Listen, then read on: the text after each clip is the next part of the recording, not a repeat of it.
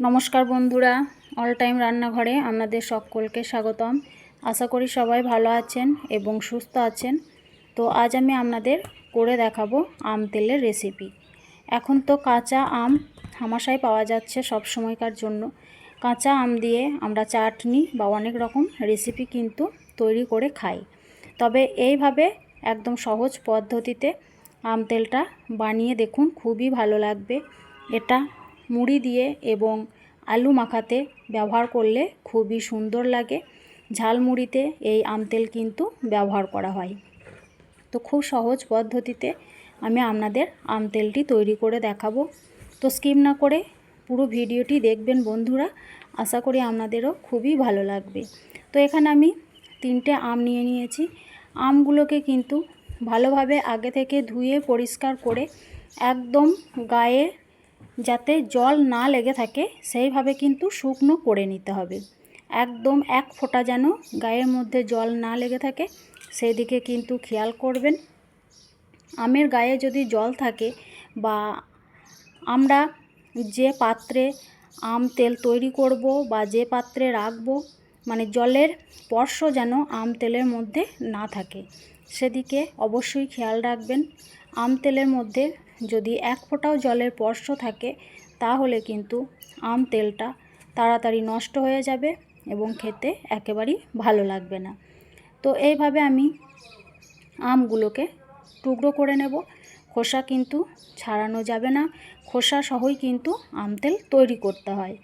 তো এইভাবে টুকরো করার পর যে সাদা অংশগুলো আছে সেগুলো আমি ফেলে দেব। তবে আমগুলো খুব ছোট ছোট টুকরো করবেন না, আর চেষ্টা করবেন যটা আমের আম তেল করবেন আমগুলো একই সাইজের নিতে, তাহলে টুকরোগুলো একইভাবে সমান হবে। তো সবগুলো আম আমি টুকরো করে নিয়েছি, দেখে বুঝতে পারছেন।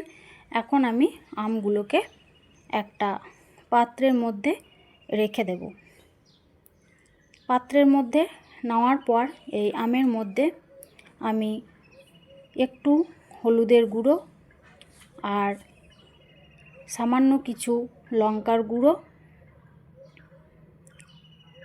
দিয়ে দেব। তারপরে এখানে আমি কিছুটা পরিমাণে লবণ ব্যবহার করব। এই উপকরণগুলো দিয়ে সুন্দরভাবে মাখিয়ে নিতে হবে। সুন্দরভাবে মাখাবেন যাতে প্রত্যেকটা আমের গায়ে এই মশলাগুলো লেগে যায়, সেদিকে কিন্তু খেয়াল রাখবেন। প্রত্যেকটা আমের গায়ে মশলাগুলো লেগে থাকলে সহজেই কিন্তু আম থেকে যে এক্সট্রা জলটা বের হয় সেটা কিন্তু তাড়াতাড়ি বের হয়ে যাবে। সেদিকে অবশ্যই খেয়াল রেখে আমগুলোকে ভালোভাবে মিশিয়ে নেবেন। তো স্কিপ না করে পুরো ভিডিওটি দেখবেন বন্ধুরা, আশা করি আপনাদের ভালো লাগবে। আর ভালো লাগলে অবশ্যই একটা লাইক করে দেবেন, কমেন্ট বক্সে আপনাদের মতামত জানাবেন। আর আমার চ্যানেলে নতুন হয়ে থাকলে প্লিজ চ্যানেলটি সাবস্ক্রাইব করে পাশে থাকবেন বন্ধুরা। এখন সুন্দরভাবে কিন্তু মাখানো হয়ে গেছে, দেখে বুঝতে পারছেন। এখন আমি একটা পাত্রের মধ্যে আমগুলোকে একটু ফাঁক ফাঁক করে রেখে দেব। তবে সতেজ জিনিস কিন্তু এখানে ব্যবহার করবেন না। স্টিলের বা কাঁসার বা পাথরের জিনিস এখানে ব্যবহার করবেন। আমগুলোকে ভালোভাবে এই থালার মধ্যে দিয়ে দেব। তারপরে আমগুলোকে কিন্তু আমি রোদের মধ্যে একদিন ভালোভাবে শুকিয়ে নেব। আপনাদের ঘরে যদি রোদ না থাকে তাহলে ফ্যানের হাওয়াতে 2 দিন রেখে দেবেন, তাহলে এক্সট্রা যে জলটা সেটা কিন্তু শুকিয়ে যাবে। তো এইভাবে আমি রোদের মধ্যে রেখে দিলাম। তারপরে আমগুলো একদিন পর দেখাচ্ছি কতটা পরিমাণে শুকিয়ে গেছে। এর থেকে বেশি শুকোনোর দরকার নেই। এক্সট্রা যে জল থাকে আমের গায়ে সেটা কিন্তু বের হয়ে শুকিয়ে গেছে। এখন আমি আমগুলোকে একটা সাইডে রেখে এখানে কিছুটা মশলা নিয়ে নেব। কয়েকটা শুকনো লঙ্কা নিলাম আর 2 চামচ মতো কালো সর্ষে নিয়ে নিলাম। 1 চামচ, বড় চামচের 1 চামচ মৌরি নিয়ে নিলাম। মৌরিটা কিন্তু ভালো ফ্লেভারে নেওয়ার চেষ্টা করবেন। তারপরে কিছুটা পরিমাণে ধনে নিয়ে নিলাম। কিছুটা পরিমাণে গোটা জিরে নিয়ে নিলাম, আর হচ্ছে 1 চামচ মতো সাদা মেথি নিয়ে নিলাম। সমস্ত মশলাগুলোকে শুকনো কড়াইয়ের মধ্যে হালকাভাবে ভেজে নেব। তবে গ্যাসের ফ্লেমটা এই সময় কিন্তু একদম লো আঁচে রাখবেন। প্রথমে আমি কড়াটা গ্যাসের মধ্যে বসিয়ে দিয়েছিলাম, কড়াটা ভালোভাবে গরম হয়ে গেছে। এখন আমি শুকনো লঙ্কাটা প্রথমে দিয়ে দেব। শুকনো লঙ্কাটা প্রথমে দেওয়ার পর একটু নাড়াচাড়া করে নেব, তারপরে একে একে সমস্ত মশলাগুলো দিয়ে দেব। আর লাস্টে দেব সর্ষে। প্রথমেই সর্ষেটা দেবেন না, লাস্টের দিকে সর্ষেটা দেবেন, দিয়ে সুন্দরভাবে কিন্তু মশলাটাকে ভেজে নেবেন। দেখবেন মশলা থেকে একটা সুন্দর স্মেল আসছে, তখন কিন্তু গ্যাসের ফ্লেমটা অফ করে দেবেন। খুব কড়া করে মশলা ভাজার দরকার নেই, তাহলে কিন্তু পুড়ে যেতে পারে, তখন কিন্তু মশলাটা খেতে ভালো লাগবে না। এখন সুন্দরভাবে ভেজে নিচ্ছি মশলাটাকে। মশলাটা সুন্দরভাবে ভাজা হয়ে গেছে, এখন নামিয়ে নিয়েছি একটা প্লেটের মধ্যে।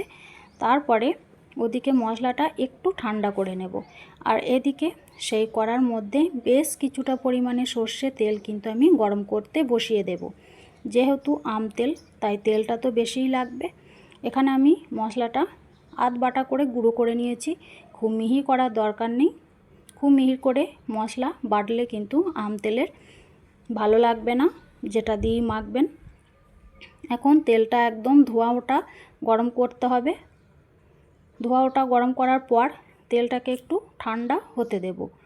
আর এদিকে আমগুলোকে একটা জায়গার মধ্যে নিয়ে যে মশলাটা রেডি করে রেখেছিলাম, সেই মশলাটা আমের মধ্যে দিয়ে দেব।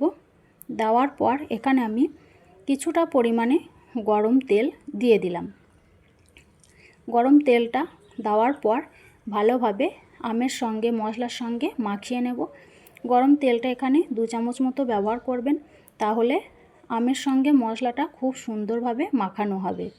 মাখানো হয়ে গেছে, এখন আমি একটা কাঁচের বয়ামের মধ্যে আমগুলোকে ভরে নেব। কাঁচের বয়ামটা আগে থেকে ধুয়ে পরিষ্কার করে একদম শুকনো করে রাখবেন, জল যাতে না থাকে সেদিকে অবশ্যই খেয়াল রাখবেন। আর আম তেল সবসময় কাঁচের জিনিসের মধ্যে রাখার চেষ্টা করবেন, তাহলে অনেক দিন পর্যন্ত আম তেলটা আপনারা ব্যবহার করতে পারবেন। এখন সবটাই ভরে দিলাম বয়ামের মধ্যে। তারপরে যে তেলটা ঠান্ডা করতে দিয়েছিলাম, সেই তেলটা হালকা ঠান্ডা হয়ে গেছে, খুব গরম নেই, দেখে বুঝতে পারছেন। তো এখানে আমি কয়েকটা শুকনো লঙ্কা বয়ামের মধ্যে রেখে দিলাম। এই লঙ্কাটা যখন আলু মাখার সঙ্গে আম তেলটা ব্যবহার করব, তখন কিন্তু এই লঙ্কাটা খুবই ভালো লাগবে আলু মাখাতে দিলে। দেওয়ার পর এখানে আমি সমস্ত তেলটা দিয়ে দিলাম বয়ামের মধ্যে। এইভাবে একবার আম তেল করে দেখবেন, খুবই সুন্দর টেস্টি লাগে খেতে। সমস্ত তেলটা বয়ামের মধ্যে দিয়ে এটাকে আমি ভালোভাবে মুখে দিয়ে আটকে দেব, যেহেতু ঠান্ডা হয়ে গেছে। আর যদি না ঠান্ডা হয়ে থাকে, তাহলে অবশ্যই আপনারা কিন্তু গরম অবস্থায় দেবেন না বয়ামের মধ্যে, তেলটাকে কিন্তু ঠান্ডা করেই দেবেন। মুখিটা লাগানোর পর এটাকে আমি কয়েকদিন রোদে রেখে দেব, তাহলে আমাদের আম তেল তৈরি।